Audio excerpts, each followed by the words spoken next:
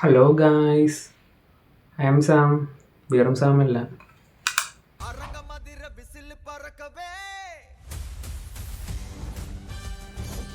Sam എഫക്സ്.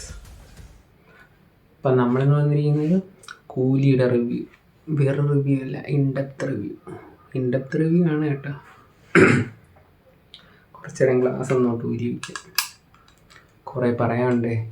കൂലി എന്ന് പറഞ്ഞു കഴിഞ്ഞാൽ ഒരു എ ക്ലാസ് മലങ്കൾട്ട് സാധനം. ഒറ്റ വാക്കി പറഞ്ഞു കഴിഞ്ഞാൽ ക്ലാസ് മലങ്കൾട്ട്. ലോകേഷിൻ്റെ ഒരു പടമാണെന്ന് സത്യം പറഞ്ഞാൽ കൂലി കണ്ടു കഴിഞ്ഞാൽ സത്യം പറഞ്ഞാൽ ചിരി വരും. അത്രയ്ക്ക് കോമഡി പടമാണ് കേട്ടോ കൂലി. ടിക്കറ്റ് എടുത്തവരൊക്കെ മിക്കവാറും ടിക്കറ്റ് എടുത്തവർ കുഴപ്പമില്ല, കണ്ടിരിക്കാം. രജനീകാന്തിൻ്റെ കുറച്ച് സാഗം പരിപാടിയൊക്കെ ഉണ്ട്. ജയിലർ വെച്ചൊക്കെ ആണെങ്കിൽ ഒട്ടും പോരാ പടം. മോശം പടം എന്ന് തന്നെ പറയണം, വളരെ വളരെ മോശം. ഫൈറ്റ് സീക്വൻസിലൊക്കെ ചില സ്ഥലത്ത് സ്റ്റെയർ കേസിൻ്റെ നടുക്ക് വെച്ചൊരു ഫൈറ്റ് ഉണ്ട്. അതിൽ ഹെഡ് റീപ്ലേസ് ചെയ്തിട്ട് ഉള്ള പോലെ എനിക്ക് തോന്നി. മോക്ക ബോൾട്ടാണ്ട് വെച്ചെടുത്തേക്കുന്നതാണെന്നാണ് തോന്നുന്നത്. അതിൽ ഹെഡ് റീപ്ലേസ്ഡ് പോലെ തോന്നുന്നു, ഭയങ്കര ഫാസ്റ്റ് മോഷനിൽ. പിന്നെ അതിൽ കൊള്ളാവുന്ന സൈമൺ, നമ്മളെ നാഗാർജുന ആണ് സെറ്റായിട്ടുള്ളത്, വില്ലനായിട്ട് കൊള്ളാം. പിന്നെ ഒരു റൂമിൽ അടച്ചിരുന്ന് മാസ് കാണിച്ചുകൊണ്ടിരുന്ന നമ്മളെ അവസാനം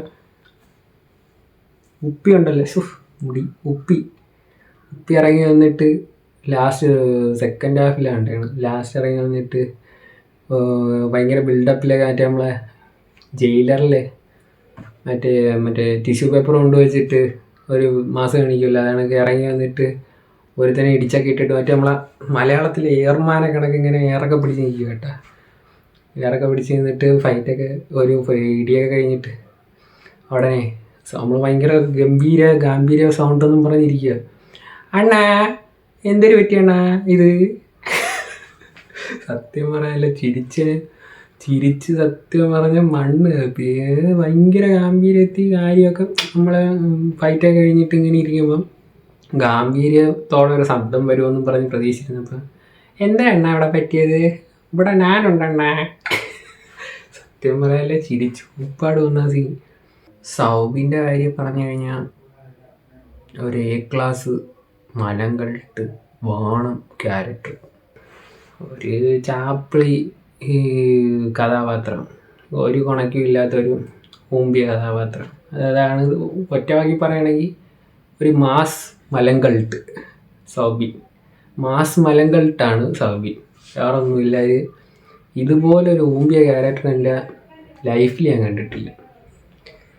പിന്നെ എനിക്ക് തോന്നുന്നു വിനായകനോ അങ്ങനെയുള്ള ഏതെങ്കിലും നല്ല കിടിലൻ വില്ലന്മാർ ചെയ്തിരുന്നെങ്കിൽ സൂപ്പറായിരുന്നു തന്നെ. ഇനി ഇതിൻ്റെ ഇടയ്ക്ക് സൈമൻ വന്ന് അടിച്ച് സൈമനെ രജനീകാന്തിനോട് പറയും കൊണ്ട് കുഴിച്ചിട്ട് കുറച്ച് കഴിയുമ്പം അണ്ടർടേക്കറിൻ്റെ കണക്ക് എണീറ്റൊക്കെ വരും പുള്ളി. കഴിവേറി എന്താ ചെയ്യുക. ഇമാതിരി ഈ ഇടയ്ക്കൊന്നും ഇതുപോലൊരു മികച്ച ഫ്രെയിം ഞാൻ കണ്ടിട്ടില്ല. പിന്നെ പറയുകയാണെങ്കിൽ സൗബിൻ എനിക്കിഷ്ടപ്പെട്ടില്ല. എൻ്റെ മാത്രം ഒപ്പീനിയൻ ആണോ എന്ന് വെച്ചാൽ നമ്മളെ കൂടെ വന്ന ഫ്രണ്ട്സ് എല്ലാം പറഞ്ഞ് സൗബിൻ ചെയ്യേണ്ട കാര്യമൊന്നുമില്ല. ഈ ഓഡിയോ ലോഞ്ചിലൊക്കെ രജനീകാന്തൊക്കെ പറഞ്ഞായിരുന്നു പുള്ളി ഓരോ സിനിമ കഴിയുമ്പോഴും ലോകേഷ് ഗ്രാഫ് കൂട്ടിയാണ് കൊണ്ടുവരുന്നത്.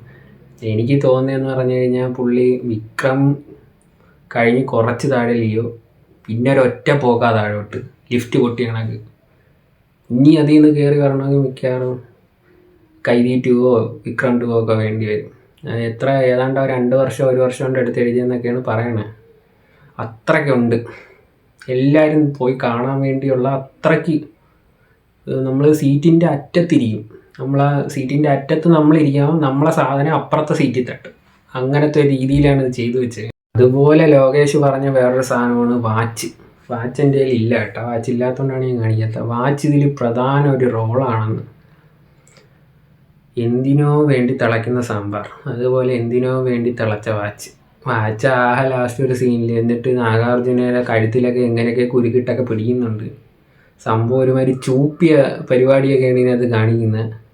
എന്നിട്ട് എന്തോ ജുജുബി എന്നൊക്കെ പറയുന്നുണ്ട്. ജുജുബി അല്ല, ഇത് കണ്ടവരെന്തായാലും ഊമ്പി എന്നേ എനിക്ക് പറയാനുള്ളൂ. പിന്നെ വേറൊരു കാര്യം, അമീർ ഖാൻ എൻ്റെ പൊന്നോ അത്രയ്ക്കുണ്ട്. എനിക്ക് തോന്നുന്നു 350 കോടി കണ്ടാണെന്ന് തോന്നി പടത്തിൻ്റെ ബഡ്ജറ്റ് എന്ന് തോന്നുന്നു. എനിക്ക് കറക്റ്റ് അറിയത്തില്ല. 2 ഹെലികോപ്റ്റർ എടുത്തിട്ടുണ്ട്, 100 കോടിയായി കാണും. അതിന് വേണ്ടിയാണെന്ന് തോന്നുന്നു. കുറച്ച് പട്ടീനെ മറ്റേ ഹസ്കീനെയും കൂടെ ഇറക്കിയിട്ടുണ്ട്. ബാബുരാജിന് 2 ഡയലോഗ് കണ്ട തഗ്ലീഫിൽ കൊടുത്ത്. ഇതിൽ വരുക, വന്ന് കൊന്ന് അമീർ ഖാൻ വന്ന് അങ്ങ് അപ്പോഴേങ്ങ് കൊല്ലും കുറച്ച് ഗുണ്ടാളെ. എനിക്കതൊന്നും മനസ്സിലായിട്ടില്ല കഥ കേട്ടോ. എന്നിട്ട് ഉപ്പീരേന്ന് കാജാ ബീഡിയൊക്കെ മേടിച്ച് വലിക്കുക. 3 പേരും കൂടെ കാജാ ബീഡിയും വലിച്ച് ഇതാക്കിയിട്ട് പടം തീർന്നു. ലാസ്റ്റ് സൗബിന ആദ്യം കുഴിച്ചിട്ടപ്പോഴത്തേന് എണീറ്റ് വന്നല്ല, ചെറിയ കുഴിയായിപ്പോയുണ്ട്.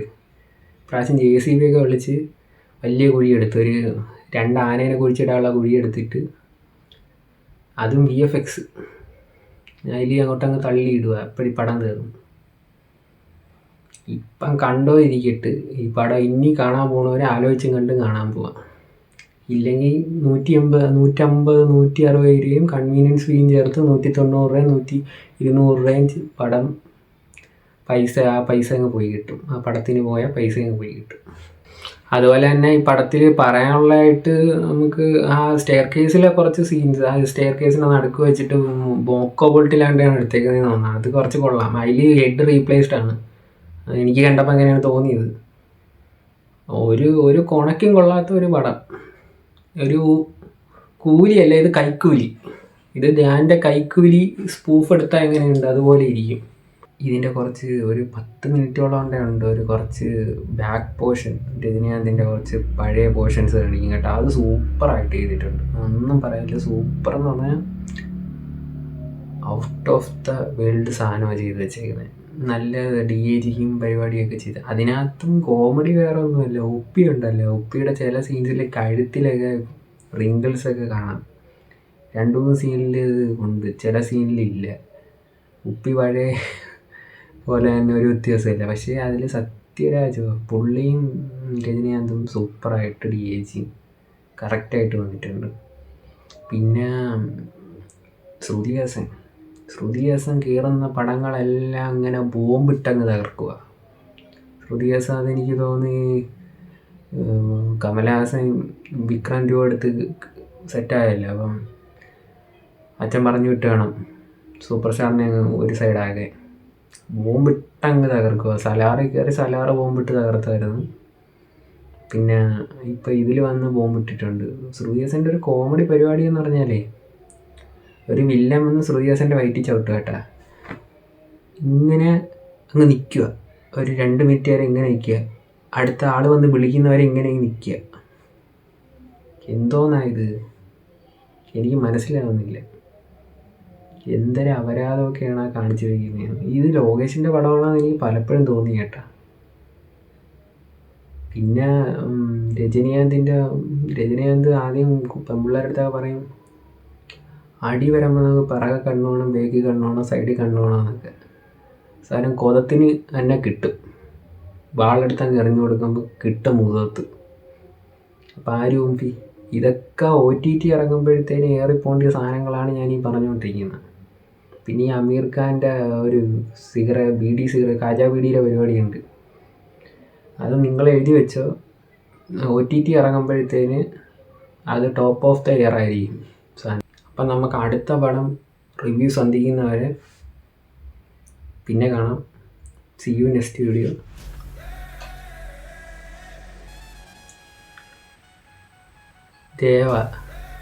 അടുത്ത വീഡിയോ കാണാം.